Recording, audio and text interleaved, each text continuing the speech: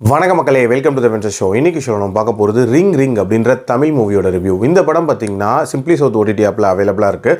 இந்த படம் ஒரு ஃபோன் கேமை மையமாக வச்சு அமைக்கப்பட்ட ஒரு கதை. அதாவது மலையாளத்தில் வந்த 12th மேன், ஹிந்தியில் வந்த கேள்மே, இந்த மாதிரியான ஒரு ஸ்டைலில் அமைக்கப்பட்ட ஒரு ஃபோன் கேம் தான். அதாவது ஒரு குரூப் ஆஃப் ஸ்கூல் ஃப்ரெண்ட்ஸ் ஒரு ஃப்ரெண்டோட பர்த்டே பார்ட்டியில் வந்து ஒரு வீட்டில் கூடுறாங்க தங்களோட ஃபேமிலியோட. அப்போ கான்வர்சேஷனின் போது திடீர்னு ட்ரிகர் ஆகி ஒரு சேலஞ்ச் மாதிரி ஒன்று விடுறாங்க. இதுக்கப்புறம் எல்லாரோட ஃபோனில் வரக்கூடிய மெசேஜாக இருக்கட்டும், காலாக இருக்கட்டும், ஓப்பனாக இருக்கணும். அதாவது மெசேஜ்னா ரீட் பண்ணணும் அண்ட் கால்னா ஸ்பீக்கரில் அட்டன் பண்ணணும் அப்படின்ற மாதிரியான ஒரு கேம் ஆட ஆரம்பிக்கிறாங்க.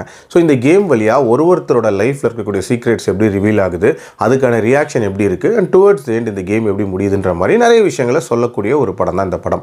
ஆனஸ்ட்டாக சொல்லணும்னா இந்த ஒரு பர்டிகுலர் ஃபோன் கேம் விஷயம் அப்படின்றது நிறைய படங்களை நம்ம ஆல்ரெடி பார்த்த மாதிரி இருந்தாலும் இது ஒரு இன்ட்ரெஸ்ட்டை கிரியேட் பண்ணக்கூடிய ஒரு ஜேர்னர் அப்படின்னே சொல்லலாம். காரணம், ஒருத்தர் லைஃப்லையும் என்ன மாதிரியான சீக்ரெட்ஸ் இருக்க போது, அது எப்படி ரிவீல் ஆக போது, அதுக்கான ரியாக்ஷன் எப்படி இருக்கும் அப்படின்ற ஒரு எதிர்பார்ப்பு இருந்துகிட்டே இருக்கும். ஒரு ஃபோன் கால் வரும்போதும் அந்த டென்ஷன் அப்படின்றது பில்ட் ஆகும். இந்த படத்துலையும் அந்த மாதிரியான ஒரு இனிஷியல் பில்டப் அப்படின்றது நீட்டாகவே இருந்துச்சு. அதில் எந்த விதமான குறையுமே இல்லை.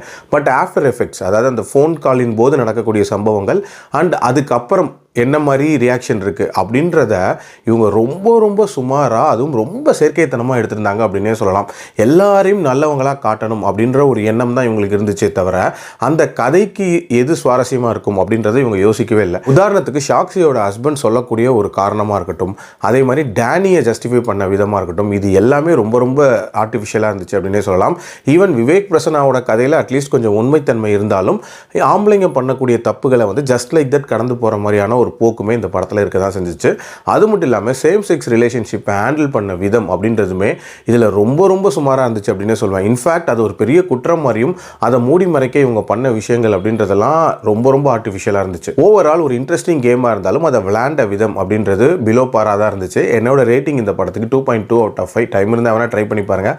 அடல்ட் கண்டென்ட்லாம் இல்லை, தாராளமாக பார்க்கலாம். மீண்டும் மருத்துவ விமர்சனத்தில் சந்திக்கிறேன். நன்றி, வணக்கம்.